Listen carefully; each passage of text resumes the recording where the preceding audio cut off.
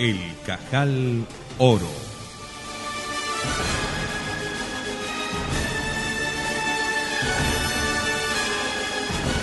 Capítulo 9.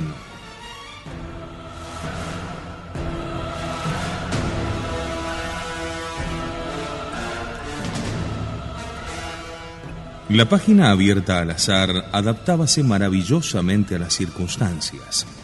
Cada frase era una lección de energía o de táctica. Por ejemplo, esa vez leyó el párrafo 75 que correspondía al protocolo 7. En toda Europa y en todos los continentes, con la ayuda de Europa, debemos provocar sediciones, discusiones y hostilidad mutua. Debemos estar en condiciones de responder a toda oposición con una declaración de guerra del país vecino al que ose atravesarse en nuestro camino. Pero si el vecino a su vez intentara unirse al otro en contra nuestra, sería necesario responder desencadenando una guerra mundial. Esto prescribían los protocolos muchos años antes de 1914. La guerra mundial había sido calculada y dispuesta por los sabios de Sion con este resultado: la destrucción del Imperio Austrohúngaro, la mayor potencia católica de la tierra, y la transformación de la Rusia cristiana en un formidable arsenal de ateísmo, donde se forjaban armas para cuantos quisieran en cualquier país combatir a Cristo.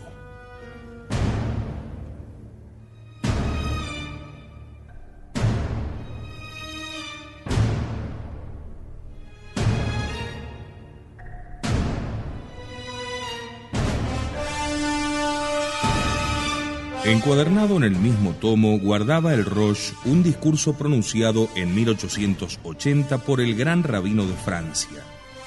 Desde hace 18 siglos, nuestros sabios luchan con una perseverancia infatigable contra la cruz. Estos 18 siglos han pertenecido a nuestros enemigos, pero el siglo actual y los siglos futuros serán nuestros. He aquí la 10ª vez desde hace 1000 años de lucha atroz e incesante con nuestros enemigos, que se reúnen en este cementerio alrededor de la tumba de Simeón ben Jehudá, los elegidos de cada generación del pueblo de Israel, para concertar los medios de aprovechar las grandes culpas que no cesan de cometer los cristianos. Cada guerra, cada revolución, cada sacudimiento político o religioso nos aproximan al momento de lograr el fin supremo que perseguimos. La guerra de 1914, que duró más de 4 años y aniquiló 10 millones de soldados, resultaría una escaramuza frente a la que podía desencadenar la mano flaca y exangüe de Elías Silberstein. Aquella había sido un mezquino pleito de fronteras. Este sería el choque de 2 civilizaciones, la blanca y la amarilla. Buda, ayudado por Mahoma, contra Cristo. Aquella guerra del 14 solo había agrietado los cimientos del mundo cristiano. Esta acabaría con todos los gobiernos y daría segunda y eterna muerte al impostor. Y la sinagoga dominaría en Tokio y en Nueva York. Con las piedras humeantes de los templos católicos se levantarían las murallas de la Nueva Jerusalén. La mano del Roche, menos vigorosa que la de un niño, podía esa misma mañana pegar fuego al mundo. Cuánta paja, leña y pólvora habían amontonado los palabreros estadistas de Versalles en todos los rincones del globo, sabiendo o ignorando que trabajaban para el Cajal. Un estudiante, un obrero desconocido, obediente a cualquiera de los 3000 cajales que estaban a sus órdenes, podía hacer el gesto fatal de Princeps en Sarajevo, asesinando un rey o un primer ministro. Pero más seguro sería intrigar a las naciones por intermedio de las agencias que le obedecían y guisaban noticias para los diarios cristianos.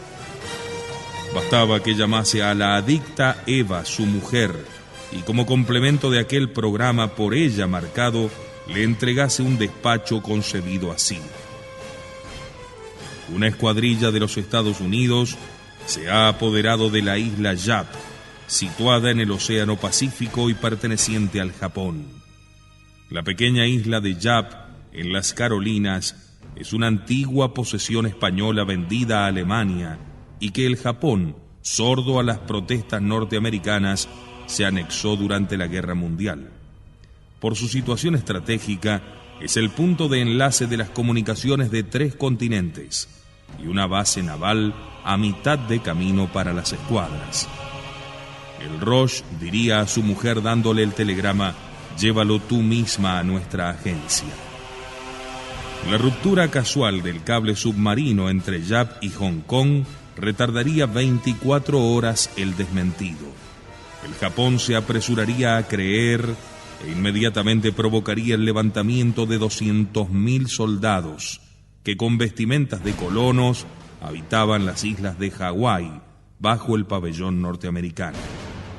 Su escuadra acudiría a protegerlos y no tardaría en chocar con la escuadra norteamericana del Pacífico, y el mundo empezaría a arder.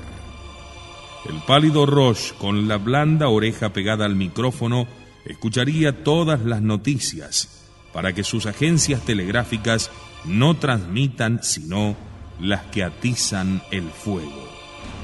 Después, no hay duda, la historia descubriría que la chispa inicial del incendio había sido una mentira. Nadie se acordaría de Eva. Descargarían la culpa sobre algún empleadillo de poco sueldo. Dirían que el fatal telegrama fue un abuso de confianza del telegrafista Mr. Layard, que quiso dar una broma a su familia, residente en aquella isla de Yap. No volvería a ocurrir esto, asegurarían. Todavía no es tiempo, se dijo el Roche, rechazando la tremenda tentación.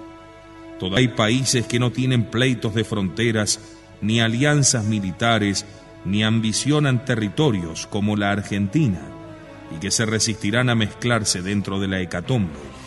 Primero, habrá que preparar a la opinión pública de esos países. ¿Qué falta le hacía al Roche la ayuda del dúctil y ambicioso Blumen, aunque le costara la amistad del fanático Cohen? Al día siguiente, el Roche recibió la visita de un representante de Blumen. ¿Cómo era que el Cajal de Buenos Aires obedecía a la impura familia de los Cohen y había excomulgado a Blumen, el hombre más poderoso de Sudamérica? Elías Silberstein conoció entonces la historia secreta de la familia Cohen. Poco después, usando de su autoridad suprema, escribió la siguiente carta: Hermanos judíos del Gran Cajal de Buenos Aires, ¿no ignoráis que en los libros santos Israel es comparado 100 veces al olivo? ¿Por qué esa comparación, hermanos míos? Escuchad la explicación que nos da la Ha'adá de nuestro sagrado Talmud. Israel se parece al olivo porque el aceite que de él se extrae no se mezcla con los otros líquidos. Así Israel conserva su individualidad. Segundo, porque el aceite sobre nada, lo cual está escrito en la ley. Dios te colocará arriba de todas las naciones. Tercero, porque la oliva necesita ser aplastada para producir, y así Israel necesita la desgracia y la persecución. Durante 19 siglos fuimos perseguidos por los cristianos y hemos vivido temblando como liebres acosadas por los perros. Ahora nos toca hacerlos temblar a ellos. La Iglesia Católica es nuestro más peligroso enemigo. Debilitaremos su influencia infiltrando en su organismo ideas liberales y provocando disputas religiosas. Alentaremos los matrimonios entre judíos y cristianos. La raza de Israel, elegida por Dios, no corre ningún peligro mezclando en sus venas cierta cantidad de sangre impura. El parentesco con familias cristianas no significa una desviación y al contrario, con habilidad puede hacernos árbitros de sus destinos. os escribo para exhortaros a la unión. Estamos en un campo de batalla y la discordia puede sernos fatal. Os invito a que levantéis el jerem, decretado contra alguno de vosotros, que por su gran riqueza y su influencia en las altas clases y en el gobierno puede aumentar el poder de la sinagoga. Sé de cierto que él desea volver a la sinagoga. No importa que se haya bautizado. Un judío bautizado no deja por eso de ser judío, pues es permitido al judío engañar a los idólatras, haciéndoles creer que pertenece a su culto. Lo prescribe nuestro bendito Yoré de A. La invitación del Rosh del Gran Cajal de Nueva York fue para los judíos de Buenos Aires lo que habría sido para los católicos un mandato del mismo Papa. Pocos días después, en la sinagoga porteña se levantaba solemnemente el jerem lanzado 30 años antes contra los Blumen, y en el próximo Pesaj el nuevo adepto resultó elegido Rosh. Terrible afrenta para Mauricio Cohen y abatimiento seguro de la influencia de los Meyerbeer. Todo, sin embargo, sucedió en el masónico secreto en que se envuelven estas determinaciones, so pena de ruina o de muerte para quienes las divulguen. Y nadie supo en Buenos Aires que Zacarías Blumen, el financiero, orgullo de la banca argentina y probable candidato a la presidencia de la nación, era el jefe de la sinagoga, el Rosh del Gran Cajal.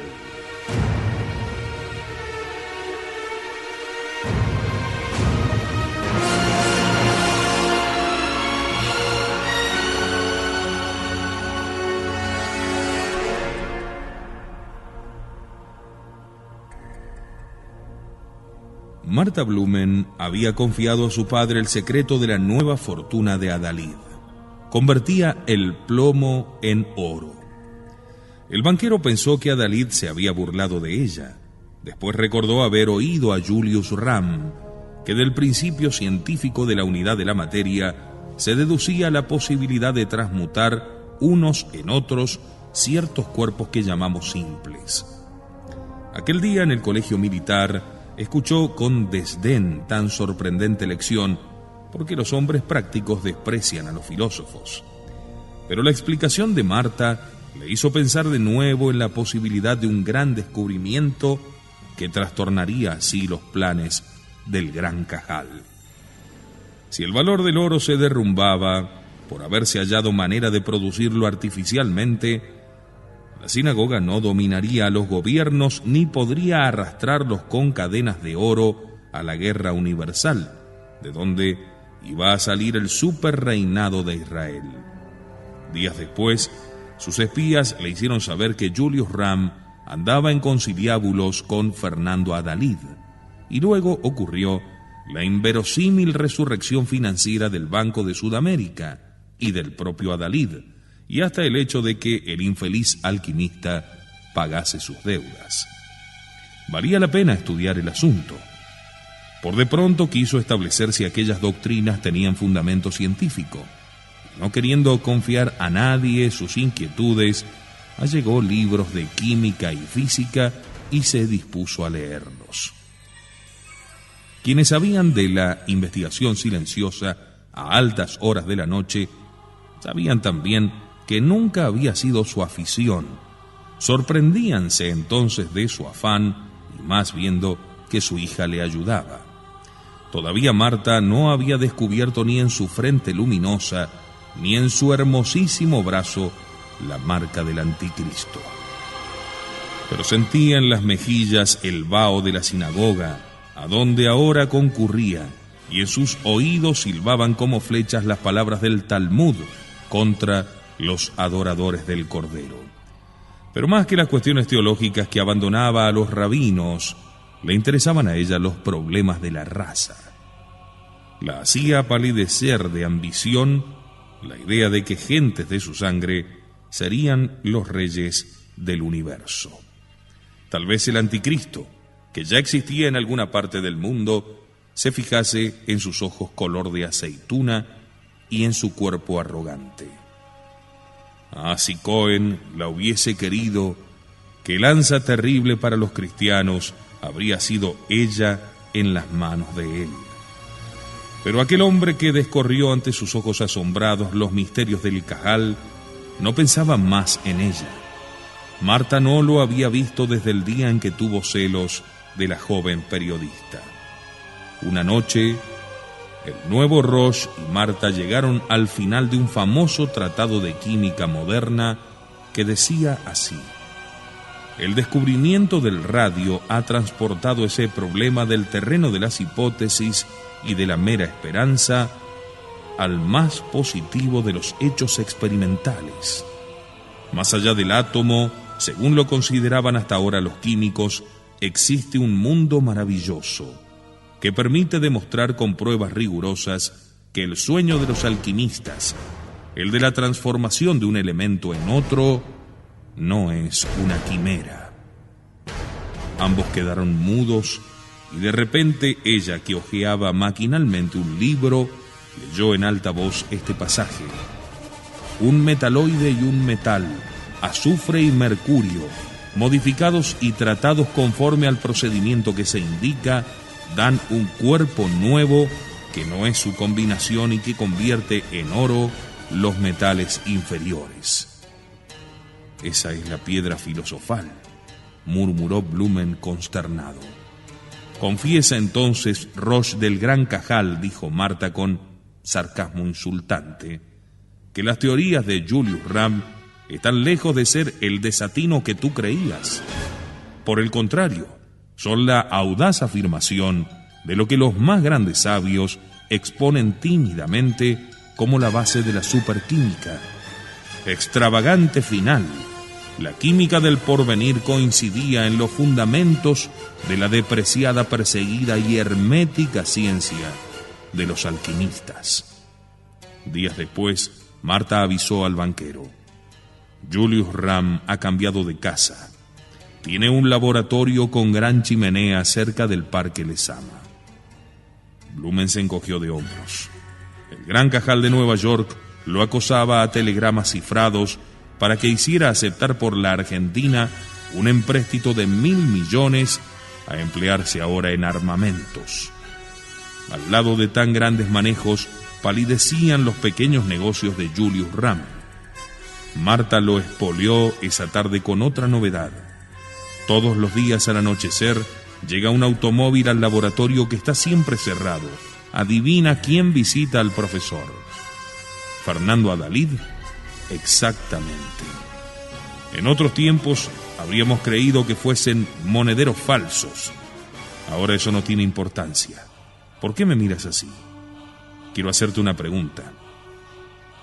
Si Julius Ram fabricase oro, ¿podrían acusarlo de falsificador? Blumen no sabía qué contestar. Marta entonces varió la forma de la cuestión. En los países donde el oro es la moneda legal, ¿se considera moneda a un lingote de oro aunque no esté acuñado? Sí, deduciendo algunos centavos que cuesta el hacerlo acuñar. Entonces, ¿allí el oro en rama o en lingotes es moneda legal? Sí, de tal modo que ningún acreedor pueda negarse a recibirlo en pago, como podría negarse a recibir cheques o monedas de plata. De donde resulta, concluía Marta, que el que fabrica oro artificial es un monedero falso. No creo.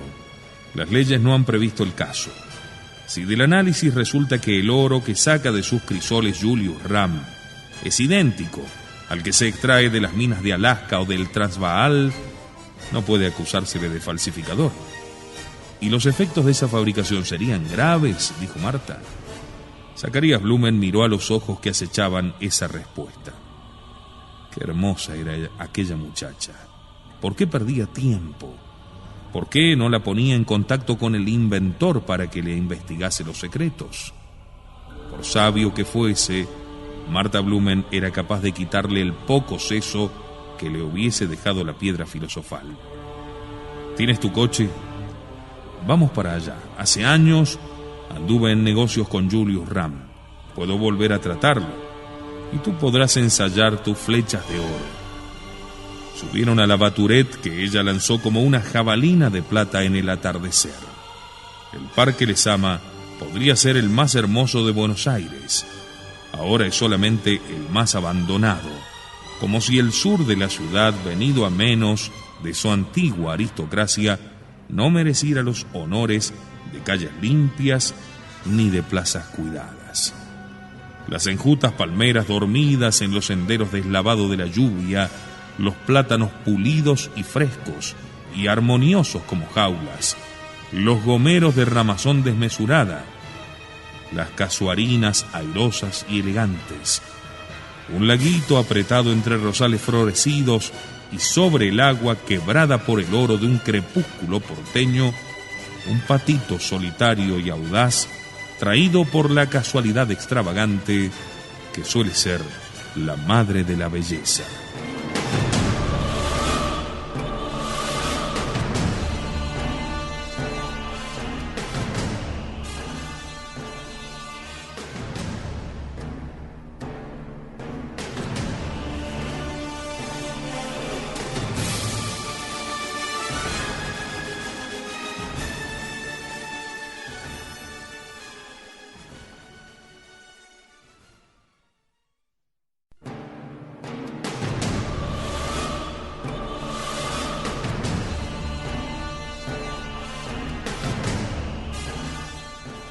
En las vecindades del Parque Lezama, en un caserón que permaneciera años sin inquilinos, con reja a la calle, como un colegio o una prisión, y persianas eternamente cerradas, había instalado Julius Ram su laboratorio. El inmueble ocupaba un gran sitio, y a más del jardincillo al frente que nadie cuidaba, tenía una huerta de frutales, abandonada a los gatos y a las estrellas. Eran las vacaciones, y el profesor no salía ni recibía visita alguna. Una sirvienta o su hija hacían el mercado, pero tan de madrugada que no las veía nadie. Solamente al atardecer deteníase el auto de un señor que bajaba presuroso y abría la puerta con su propio llavín. Todo volvía a su misteriosa quietud, hasta que 1 o 2 horas después la puerta crujía en sus bisagras para dar paso al discreto visitante que desaparecía en el tráfago del Paseo Colón. Las casas de al lado eran fábricas de altos paredones y sin ventanas sobre el predio contiguo, de modo que nadie podía espiar la huerta de Julius Ram. Y como por allí son numerosas las chimeneas, no sorprendía el ver humear la de aquella casa que en otro tiempo fuera herrería y fundición de metales.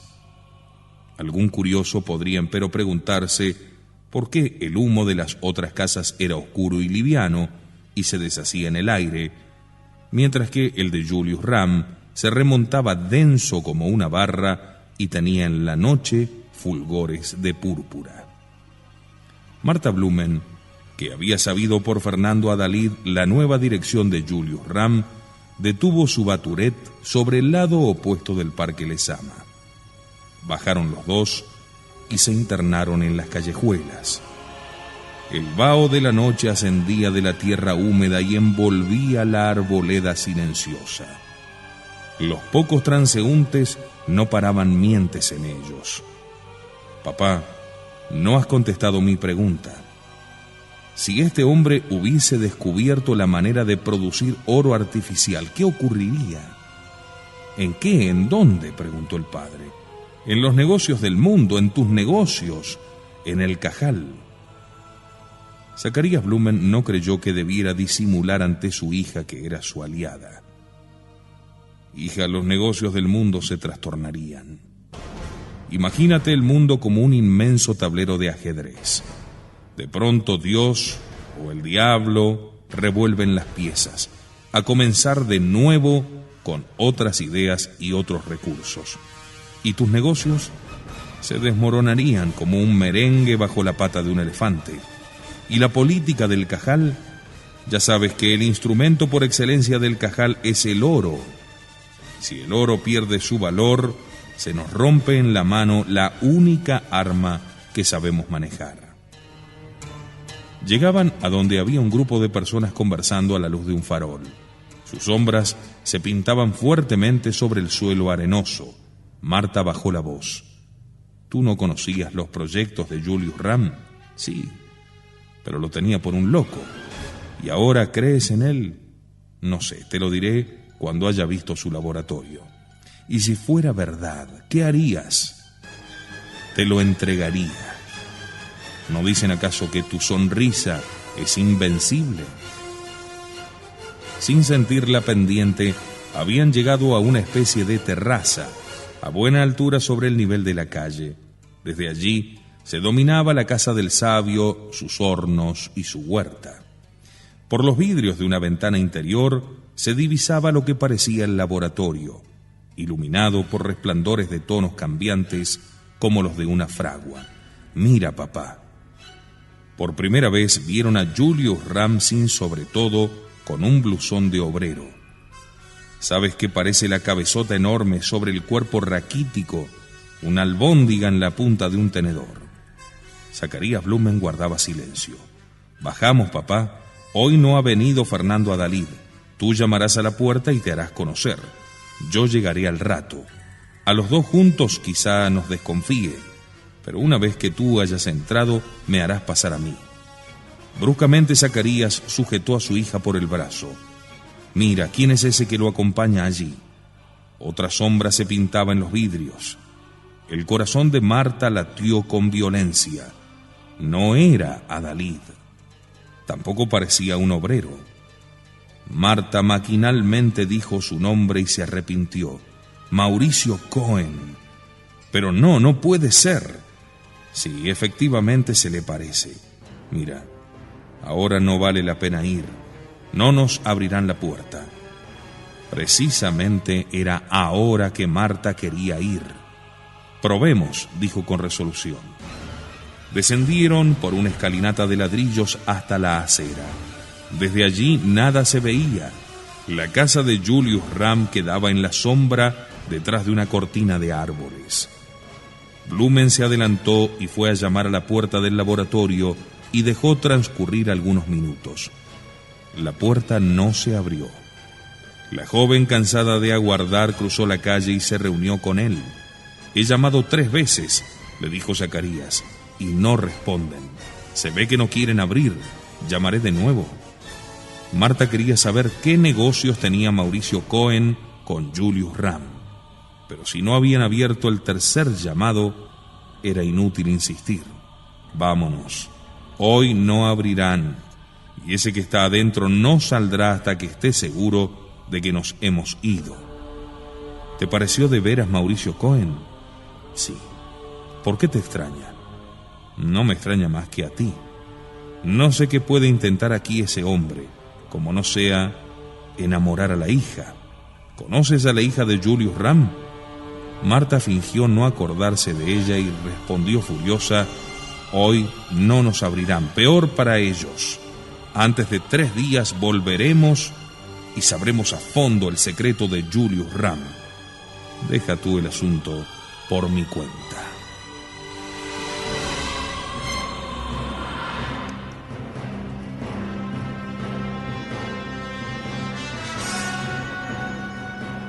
Qué poco sabía Marta del impetuoso personaje que penetró en su vida y la envolvió en una ardiente ilusión y la abandonó por una cristiana sin fortuna. Pero era cierto que él la hubiese abandonado. Su conducta no tenía alguna otra explicación. Puesto que lo descubrió en el laboratorio de Ram, ¿por qué no sospechar más bien que aquel hombre de negocios festejaba a la hija, no por amor, sino para obtener los secretos del padre? Al pensar esto, sintió rabia y alegría juntamente. Había utilizado contra Mauricio los inmensos recursos de la banca Blumen. Lo había hecho arrojar del cajal y casi de la sinagoga, sin que él adivinara la mano que lo hería. Pero no había sido capaz de arrojarlo de su corazón. Tenía que confesárselo en voz baja, abochornándose de su debilidad como de una gran caída. Lo amaba, y ahora empezaba a temerle. Sentíase mitad judía mitad cristiana. Sufría el sentimiento cristiano de los celos que la mujer judía no conoce, y al propio tiempo la angustia de haber suscitado un enemigo que, si llegaba a adueñarse del secreto de Ram, podía pulverizar la fortuna de los Rheingold y de su padre. Lo habían desplazado del Cajal, pero no lo habían excomulgado de la sinagoga. Zacarías Blumen prefería no remover asuntos viejos. Algún anciano de buena memoria podría recordar aquellas circunstancias en que Matías Zabulón entregó el zapato a Saracito, que más tarde casó en Varsovia con el futuro Rosh del Cajal porteño. Aquella historia de la guerra del Paraguay prestábase a las intrigas de los pasquines, que si llegaban a descubrir tan rico filón, exprimirían la bolsa del banquero a trueque de no escudriñar porque su padre había cambiado de nombre. Marta se alegró de que Mauricio Cohen quedase en la sinagoga. Ahora que ella pertenecía al judaísmo, temblaba de que él pudiera hacerse católico. Necesitaba hablarlo de nuevo y averiguar los motivos de su visita al laboratorio.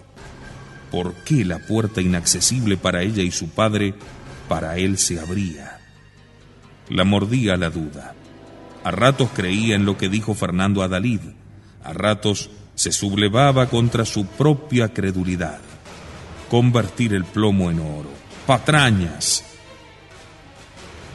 Pero si fuese verdad, el poderío de Cohen no tendría límite.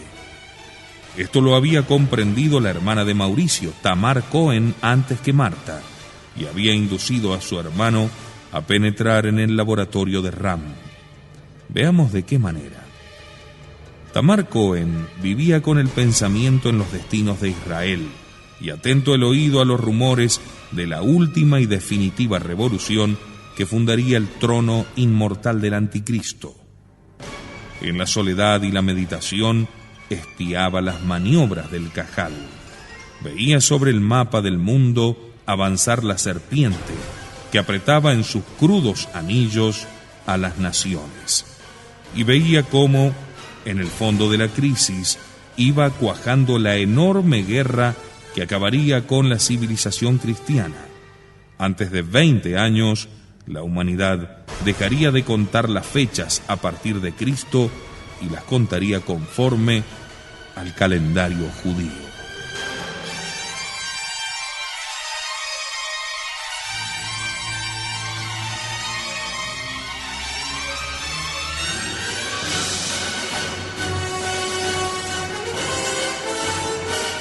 Buenos Aires era un buen observatorio, porque era uno de los 3 o 4 grandes centros israelitas del globo.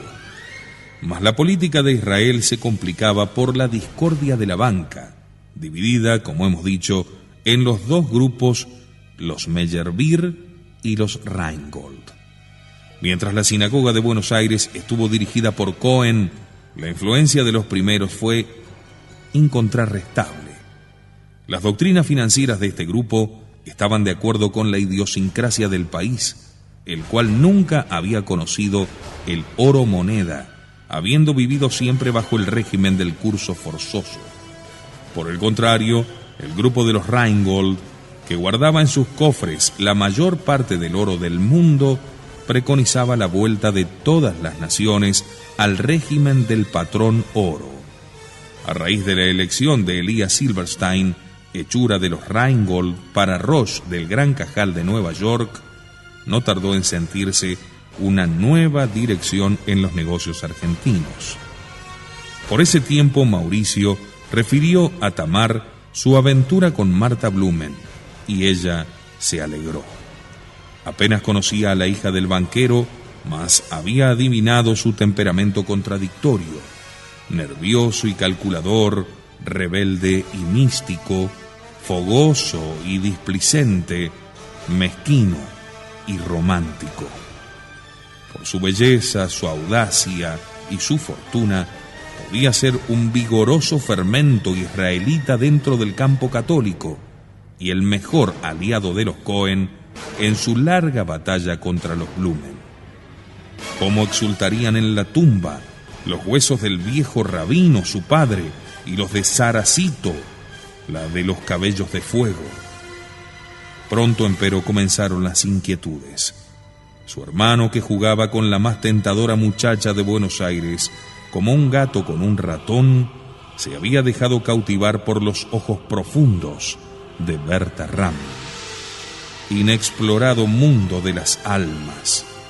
¿Qué gota de sangre cristiana se había filtrado en el milenario corazón de Cohen para que apareciera un amor romántico en la 30ª generación de los sacrificadores?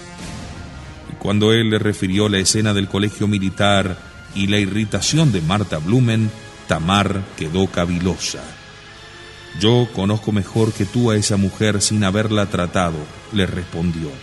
«La has enamorado, le has contagiado tu espíritu, mejor diré el mío, has hecho de ella un arma terrible y la abandonas en manos de nuestro adversario. Ella, que no tiene costumbre de sufrir semejantes derrotas, se vengará. No temas, me quiere y seguro me obedecerá. No es a ti al que quiere, es al superhombre que creyó descubrir en ti, encarnación de su raza, hermoso e inaccesible y dominador a tal punto que una vez te preguntó si eras tú el que vendrá en su propio nombre, el anticristo. Sí, es verdad.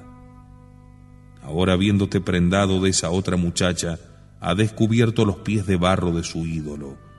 Ahora te desprecia, no te necesita. Le has enseñado nuestros secretos y ahora los utilizará contra ti.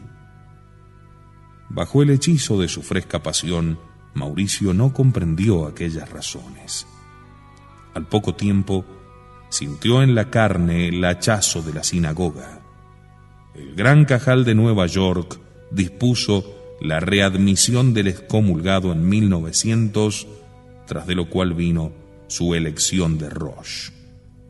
Tamar estaba sola en su habitación, una calurosa mañana de estío, cuando su hermano le comunicó por teléfono su derrota y el resurgimiento de Zacarías Blumen, lo que no era más que un episodio en la fiera batalla de los Rheingold contra los Meyerbeer. Cuestión financiera más que religiosa.